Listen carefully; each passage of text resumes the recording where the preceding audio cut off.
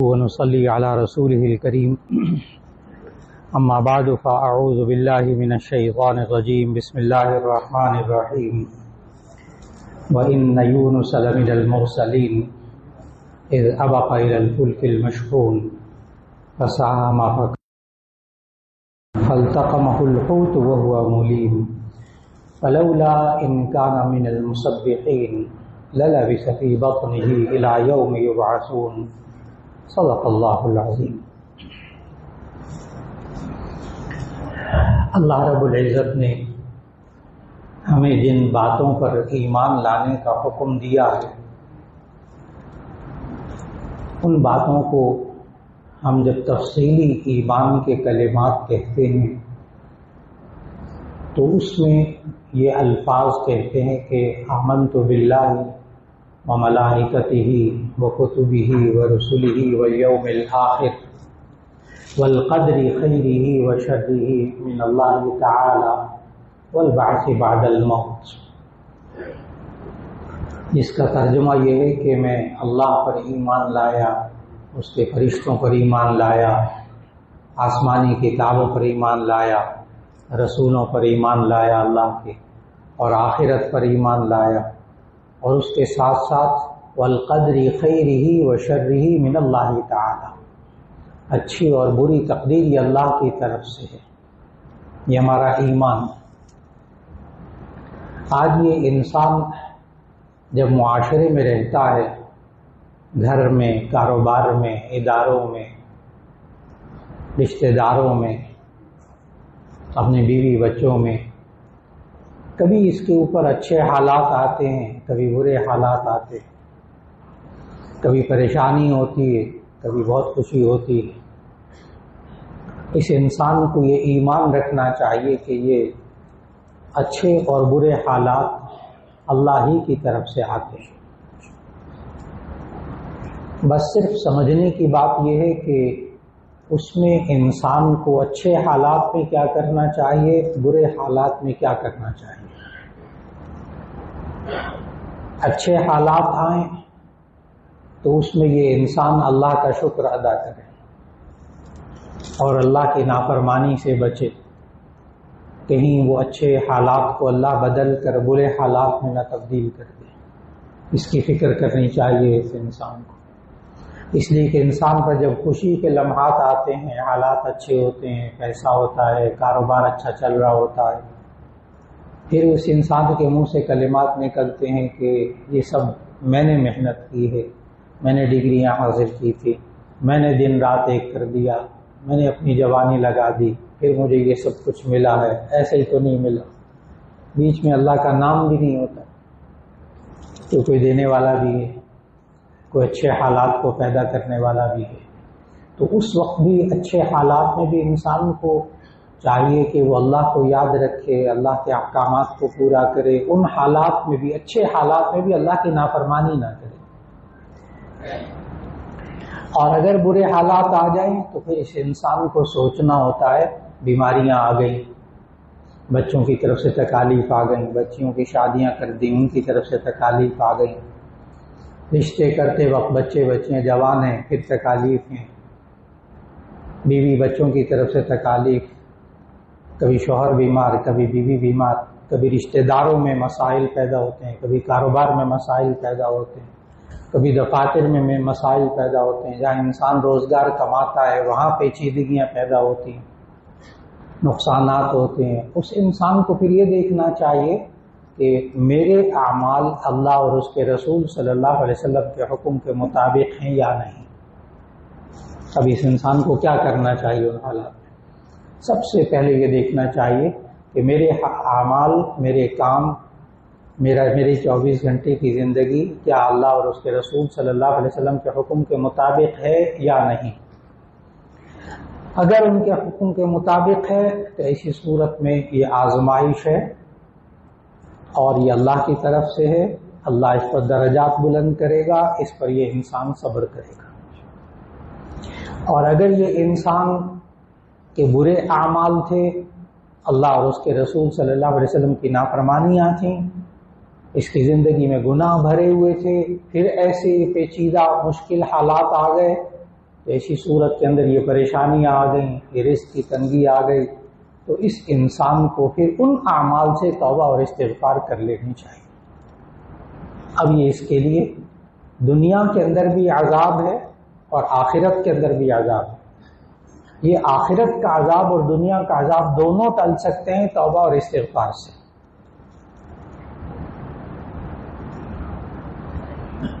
اور اگر انسان زندگی میں یہ سوچنے لگے کہ میں نمازیں بھی پڑھتا ہوں، روزے بھی رکھتا ہوں، زکوٰۃ بھی دیتا ہوں، حج عمرے بھی کرتا ہوں، اتنا صدقہ اور خیرات بھی کرتا ہوں، اتنے لوگوں کے کام بھی آتا ہوں، پھر مجھ پر تکالیف کیوں آتی ہیں؟ یہاں انسان بہت الجھتا ہے، یہ انسان بہت الجھتا ہے۔ میں نے تو زندگی میں کبھی اللہ اور اس کے رسول کی اس طرح نافرمانی ہی نہیں کی، ہو بھی گئی کہ توبہ اور استغفار کر لیا میں نے، پھر یہ باوجود میرے اتنے اچھے ہونے کے، اتنے اچھے اعمال ہونے کے تکالیف کیوں آتی ہیں؟ کیا میں ایک ناکام انسان ہوں؟ کیا ہم معاشرے کے اندر کسی انسان کو دیکھیں کہ اس پر تکلیفیں آ رہی ہیں تو کیا وہ ناکام انسان ہے؟ کیا ایک انسان دنیا میں نعمتوں میں خوب کھیل رہا ہے تو وہ کامیاب انسان ہے؟ اس تصور کو سمجھنے کے لیے ہمیں قرآن مجید کا مطالعہ کرنا پڑے۔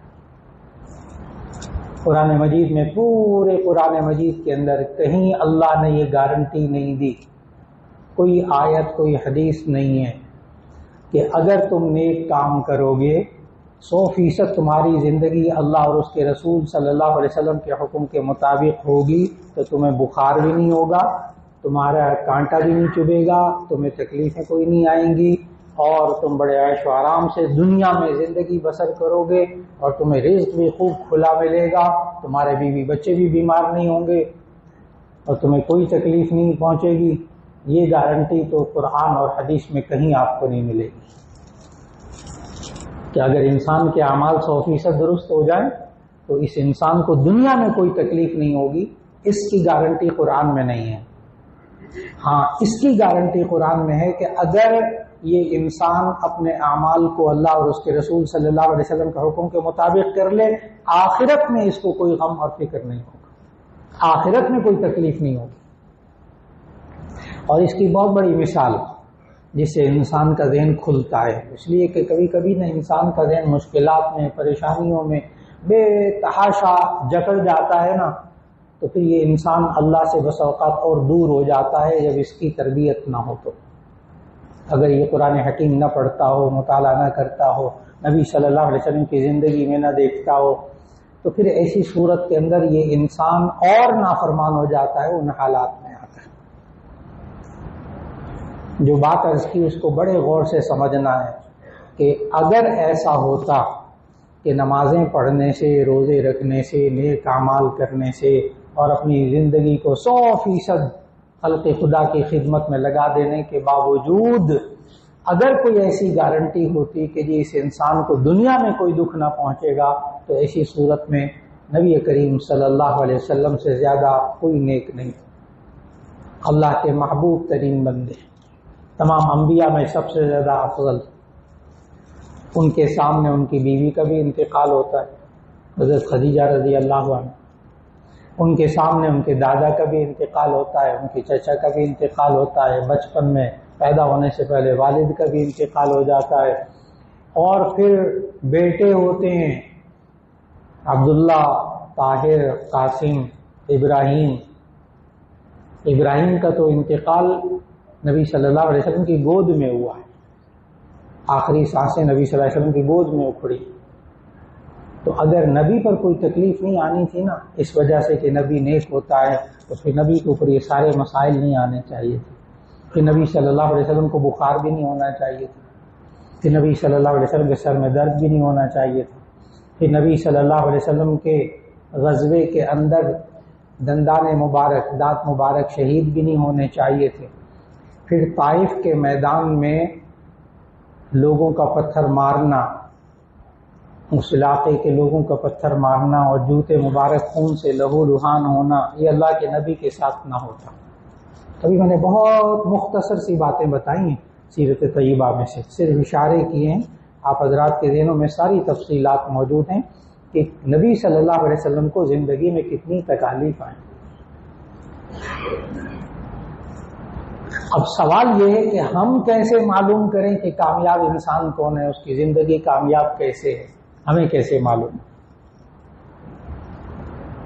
تو اس کا جواب ذہن میں رکھنا چاہیے۔ بہت بڑی غلط فہمی ہے کہ اگر کوئی انسان پریشانیوں میں ہے، دکھوں میں ہے، ساری زندگی اس کی پریشانیوں میں گزری، بیوی ملی تو وہ ایسی بیمار، یا بیوی کہتی ہے شوہر ملا تو وہ بیمار، ساری زندگی اس کے دکھ سہتے رہا، اور یا جو ہے بچے ملے تو ان کی طرف سے دکھ، کاروبار کبھی صحیح ہوا ہی نہیں، اور پتہ نہیں کیا کیا تکلیفیں، ہر ایک پورے خاندان والے نے اسی کو ستایا، لیکن اس کی زندگی اللہ اور اس کے رسول صلی اللہ علیہ وسلم کے حکم کے مطابق رہی، یہ انسان دنیا میں کامیاب زندگی گزار کر گیا ہے۔ یہ انسان دنیا میں کامیاب زندگی گزار کے گیا اللہ کے نزدیک۔ ایک تو میں نے عرض کیا کہ اگر انسان پر کاروبار کے حالات، گھریلو حالات، بچوں کے حالات، دفتروں کے حالات اگر مشکل ہو جائیں معاشرے میں رہتے ہوئے، تو اس انسان کو کیا کرنا چاہیے؟ یہ اللہ نے ہمیں انبیاء علیہم السلام کے اوپر حالات لا کر سمجھایا، عام بندوں پر بھی نہیں، اپنے انبیاء پر حالات لا کر سمجھایا کہ انہوں نے میرے حکم یعنی اللہ کے حکم کے مطابق کیا کیا۔ حضرت ابراہیم علیہ السلام پر کیا کیا حالات آئے، اور صرف اس وجہ سے کہ اللہ کے دین کی طرف بلایا، شرک سے روکا، بت پرستی سے روکا، تو ایک وقت ایسا آتا ہے کہ جو اس وقت کا جو بادشاہ ہوتا ہے نمرود، بڑا طاقتور بادشاہ اس وقت کا، اس نے اپنے بندوں سے کہا کہ آگ جلاؤ، کئی ہفتے آگ جلائی گئی، اور اس میں حضرت ابراہیم علیہ السلام کو اس جرم کی بنا پر کہ اللہ کے دین کی طرف بلاتے تھے اور شرک سے روکتے تھے، کپڑے اتار کر، حدیث میں صحیح بخاری کی حدیث ہے کہ کپڑے اتار کر حضرت ابراہیم علیہ السلام کے آگ کے اندر ڈال دیا۔ بخاری شریف کی حدیث ہے کہ اول من کسی یوم القیامت ابراہیم، اب کما قال علیہ الصلوۃ والسلام، کہ نبی صلی اللہ علیہ وسلم نے فرمایا کہ قیامت کے دن جب سب لوگ دوبارہ اٹھائے جائیں گے، زندہ کیے جائیں گے نا، تو ظاہر ہے سب بے لباس ہوں گے، تو سب سے پہلے جس کو لباس پہنایا جائے گا وہ ابراہیم علیہ السلام ہوں گے، بخاری شریف کی حدیث۔ وہاں محدثین نے یہ بات لکھی ہے، اس کی وجہ کیا ہے کہ سب سے پہلے حضرت ابراہیم علیہ السلام کو کیوں لباس پہنایا جائے گا؟ اس لیے کہ اللہ کے دین کی خاطر ان کا لباس اتارا گیا تھا۔ آج ان کا اعزاز یہ ہے کہ پوری خلق خدا کے سامنے ان کے سب سے پہلے ان کو لباس پہنایا جائے گا، اور پھر جب ڈالا گیا آگ کے اندر، وقت کا بادشاہ طاقت سے کیا کرے، ڈال دیا آگ میں۔ اب وہاں آگ کے اندر کئی دن تک وہ آگ میں رہے۔ اللہ چاہتا تو جیسے آج کل بادل آتے ہیں، بارش ہوتی ہے، ماشاءاللہ اتنا اچھا موسم ہو جاتا ہے، اللہ چاہتا تو بارش ہوتی، بادل آتے، آگ بجھ جاتی، چاہے جتنی مرضی آگ ہوتی۔ اس لیے کبھی آپ نے اللہ تعالیٰ محفوظ رکھے جو پچھلی دفعہ وہ کوہ سلیمان پہ، حالانکہ بالکل بے آباد قسم کے پہاڑی علاقہ ہے کوہ سلیمان، چونسا وغیرہ، ڈیرہ غازی خان سے آگے، وہاں پر اتنی بارشوں کی 15 دن لگاتار بارشیں ہوئی، پھر وہاں سے جب سیلاب آیا ہے نا، تو وہ گھر اور کھجور کے درخت اور فلاں سب کو بہا کر لے گئے۔ تو اگر اللہ چاہتا تو بارش لاتا 10-15 دن، اور وہ جناب ساری آگ، بادشاہ کی آگ لگائی ہوتی، بجھ جاتی۔ لیکن اگر بارش آتی، آگ بجھ جاتی، تو ابراہیم کا معجزہ تو نہ ہوتا نا، ابراہیم کے لیے تو کوئی معجزہ نہ ہوتا۔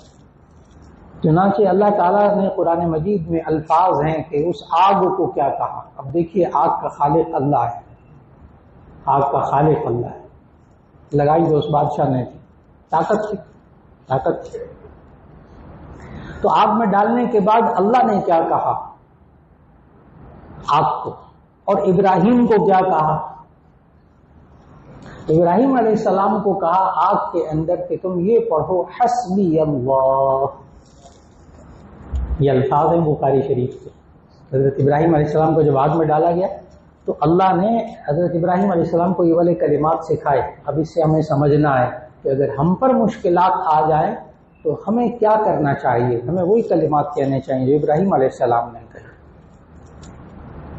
اور یہ پورے کلمات سورہ توبہ کی آخری آیت، سورہ توبہ کی آخری آیت. فَقُلْ حَسْبِيَ اللَّهُ، پس آپ کہیے حسبی اللہ لا الہ الا ہو علیہ توکلت وہو رب العرش العظیم. مصائب میں، مشکلات میں اللہ تعالیٰ نے خود کلمات سکھائے ہیں، اپنے نبی کو کلمات سکھائے. جب وقت کے بادشاہ نے آگ میں ڈال دیا، کوئی چانس نہیں تھا بچنے کا بظاہر اسباب کی دنیا میں. اس کلمات کیا سکھائے، ترجمہ کیا ہے، ترجمہ ذرا غور سے. حسبی اللہ، اللہ ہی میرے لیے کافی ہے. لا الہ الا ہو، اس کے علاوہ کوئی خدا نہیں، اس کے علاوہ کوئی خدا نہیں. علیہ توکلت، میں نے اسی پر بھروسہ کیا. وہو رب العرش العظیم، اور وہ عرش عظیم کا مالک ہے. یہ کلمات پڑھنے کو کہے حسبی اللہ، اللہ ہی میرے لیے کافی ہے. اور ادھر آگ کو کیا کہا اللہ نے، الفاظ قرآن مجید میں سورہ صافات کے اندر، قلنا یا نار کونی بردا وسلاما علی ابراہیم، اے آگ تو ٹھنڈک والی ہو جا، وسلاما اور سلامتی والی ہو جا، علی ابراہیم، ابراہیم علیہ السلام.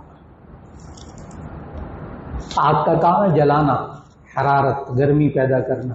اس کو کہا بردن، تو ٹھنڈک والی ہو جا، جلتی رہے. ہماری روایات میں لکھا ہے کہ آگ جلتی رہی، آگ نہیں بن بجھی. اس کو کہا کونی بردن، تو ٹھنڈک والی ہو جا. تیرا کام ہے حرارت پہنچانا، نہ گرمی پہنچانا. نہیں، اب تو ٹھنڈی آگ بن جا. عجیب بات ہے، آپ حضرات تو آج کل اس ٹھنڈی آگ سے علاج کرتے ہیں، آپریشن کرتے ہیں. یہ جو لیزر ہے، لیزر، ٹھنڈی آگ اور کیا ہے، ٹھنڈے شعلے، ٹھنڈی آگ، جیسے بڑے بڑے آپریشن کیے جاتے ہیں آج کل. اللہ نے اس آگ کو بھی کیا کہا تھا، تو جلتی رہے لیکن تیرا کام جلانا ہے نا، تو ٹھنڈک والی ہو جا. وسلاما، اور تیرا کام ہے تباہی پھیرنا، سلاما علی ابراہیم، تو ابراہیم پر سلامتی والی ہو جا. آگ جلتی رہی. ابراہیم علیہ السلام کو اللہ تعالیٰ نے اس جلتی ہوئی آگ میں سے نکالا. آگ جلتی رہی، ابراہیم کو تکلیف نہیں. کب؟ جبکہ انسان مشکل حالات میں بھی اللہ کا کہنا مان کر چلتا ہے. بس اتنی سی بات سمجھنے کی، مشکل حالات میں بھی اللہ کا کہنا مان کے چل. اس وقت بھی اللہ کی نافرمانی نہ ہونے پائے، اس وقت بھی یہ کلمات پڑھے.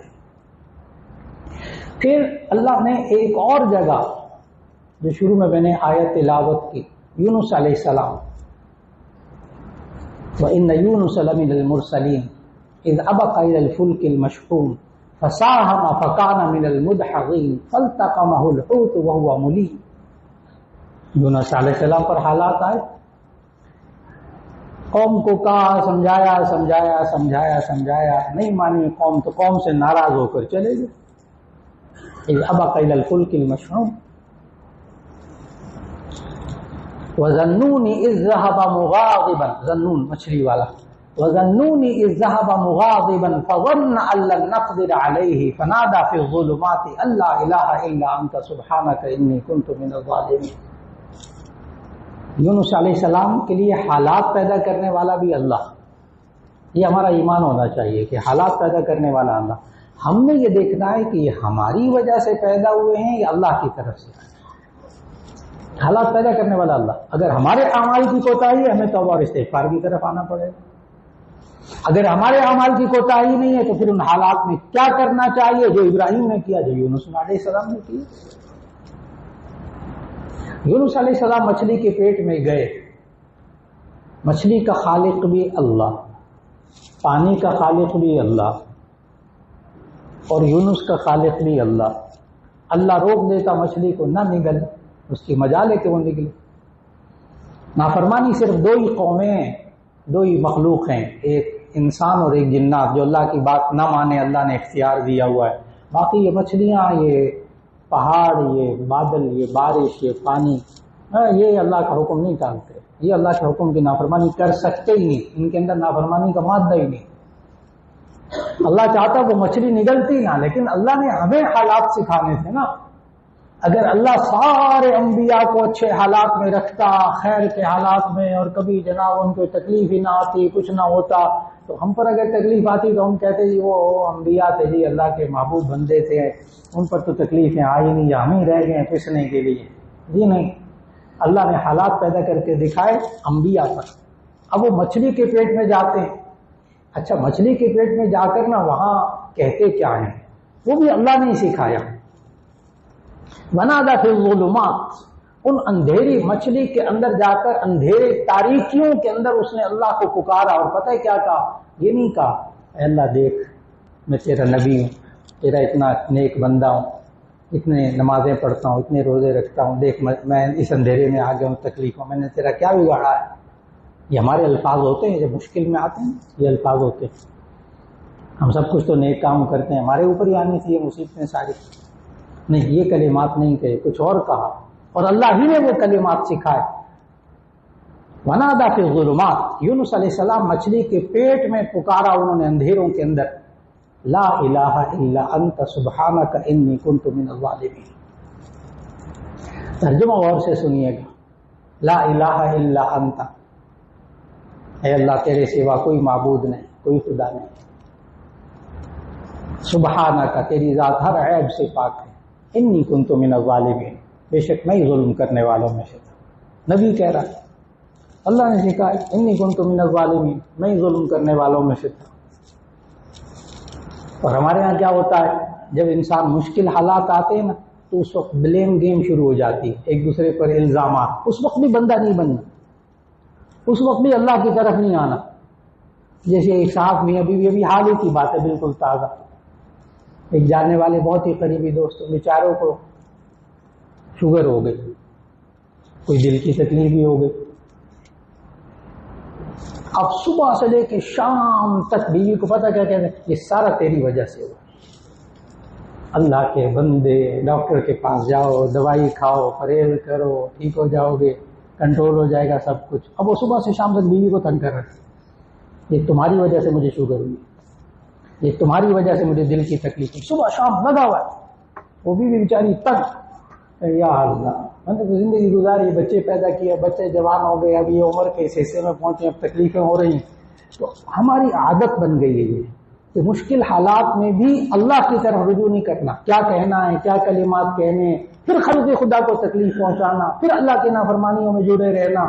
یہ بڑی محرومی کی بات ہے، بڑی محرومی کی بات ہے کہ مشکلات میں انسان ہو، پھر اس کے بعد پھر بھی وہی الزامات، وہ ایک دوسرے کو برا بھلا کہہ رہے ہیں، وہ ایک دوسرے کو تمہاری وجہ سے ہوا۔ بچوں کو کہتے ہیں یہ تمہاری وجہ سے ہوا، بچے باپ کو کہتے ہیں، کوئی بات ہو جاتی ہے تمہاری وجہ سے ہوا۔ نہیں، اللہ نے کیا سمجھا، لا الہ الا انت سبحانک انی کنت من الظالمین۔ یہ کلمات کہو کہ اللہ تیرے سوا کوئی معبود نہیں، مجھ سے کوتاہیوں میں نہیں، بڑا ظلم کرنے والے میں سے۔ پھر پتہ کیا ہوا، اللہ نے آگے کیا کہا، اللہ نے آگے کہا ہے فنجیناہ من الغم، فنجیناہ من الغم وکذالک ننجی المؤمنین۔ اسی طرح ہم نے نجیناہ من الغم، ہم نے یونس علیہ السلام کو اس غم سے نجات دی۔ یہاں تک بات ہو گئی۔ اگلا جملہ بڑا ہمارے لیے حوصلے والا جملہ ہے، اگلا جملہ آیت کا، فنجیناہ من الغم، ہم نے اس یونس کو مچھلی کے پیٹ میں غم سے نجات دی، وَكَذَلِكَ نُنْجِي الْمُؤْمِنِينَ، اسی طرح ہم ایمان والوں کو بھی نجات دیتے رہیں گے اگر وہ یہ کلمات مشکلات میں پڑھتے رہیں گے۔ رجوع اللہ، رجوع اللہ، مشکل حالات میں چاہے جتنے مرضی آ جائیں، اس وقت بھی انسان اللہ کی نافرمانی سے باز آ جائے، اس وقت بھی خلق خدا کو تکلیفیں نہ پہنچائے، اس وقت بھی یہ انسان اللہ کے حکم کو مان کر چلنے والا بن جائے، گناہوں سے بچنے والا بن جائے۔ اور اگر اب آخر میں آیت قرآن مجید کی ایک سنانے لگا ہوں، صرف ترجمہ کروں گا، اس کی تشریح کرنے کی ہمت نہیں ہے، اس کی تشریح کرنے کی ہمت نہیں ہے۔ یونس علیہ السلام کے بارے میں الفاظ قرآن مجید کے، اگر یہ انسان مشکل حالات میں اللہ کی طرف رجوع نہ کرے، جو کلمات یونس علیہ السلام کو سکھائے گئے تھے اگر وہ مچھلی کے پیٹ میں نہ پڑھتے، جیسے ہم نہیں پڑھتے مشکل حالات میں، اللہ کے بتائے ہوئے کلمات نہیں پڑھتے، تو پھر کیا ہوتا ہے؟ پھر کیا ہوگا؟ اگر نہیں کرتے، ہم نہیں پڑھتے لا الہ الا انت سبحانک، ہم نہیں پڑھتے حسبی اللہ، پھر کیا ہوگا؟ آیت سنانے لگا ہوں، میں نے کہا آیت کا ترجمہ کروں گا کیونکہ نبی کے بارے میں بات اللہ کہہ رہا ہے نا، اس لیے تشریح نہیں، صرف ترجمہ۔ اللہ کہتا ہے فلولا ان کان من المسبحین للبث فی بطنہ الی یوم یبعثون۔ میں نے پھر عرض کیا صرف ترجمہ کر سکتا ہوں اس کا۔ لولا ان کان من المسبحین، اگر وہ یونس مچھلی کے پیٹ میں یہ تسبیح کرنے والا نہ ہوتا، لا الہ الا انت سبحانک انی کنت من الظالمین، لولا ان کان من المسبحین، اگر یہ یونس مچھلی کے پیٹ کے اندر یہ کلمات کہنے والا، تسبیح کرنے والا نہ ہوتا، للبث فی بطنہ الی یوم یبعثون، تو قیامت تک مچھلی کے پیٹ میں رہتا۔ نہ پڑھیں تو اس وقت بھی اللہ کی بات نہ مانے تو نبی کے بارے میں کہا ہے اللہ نے، میں نے پھر کہا کہ میں بڑا محتاط ہو کر ترجمہ کیا، للبث فی بطنہ الی یوم یبعثون۔ پھر اللہ کہتا ہے پھر انہی حالات میں رہو، اگر اب بھی نہیں آنا نا اللہ کی طرف، انہی حالات میں رہو۔ اللہ رب العزت ہم سب کو مشکلات سے، تکلیفوں سے، مصائب سے محفوظ رکھے، اور اگر آ جائیں تو پھر اللہ کے حکم کے مطابق ہی ہماری زندگی اللہ تعالیٰ ہمیں بنانے کی توفیق دے، اور کثرت سے پڑھیں آیت کریمہ ان مصائب میں، کثرت سے پڑھیں حسبی اللہ، سورہ توبہ کی آخری آیت، حسبی اللہ لا الہ الا هو علیہ توکلت وهو رب العرش العظیم۔ یونس علیہ السلام والے کلمات، لا الہ الا انت سبحانک انی کنت من الظالمین۔ اللہ انسان کا پریشانیوں سے، مالی پریشانیوں سے، گھریلو پریشانیوں سے، بچوں کی پریشانیوں سے اللہ نجات دینے والا ہے۔ وآخر دعوانا ان الحمد للہ رب العالمین۔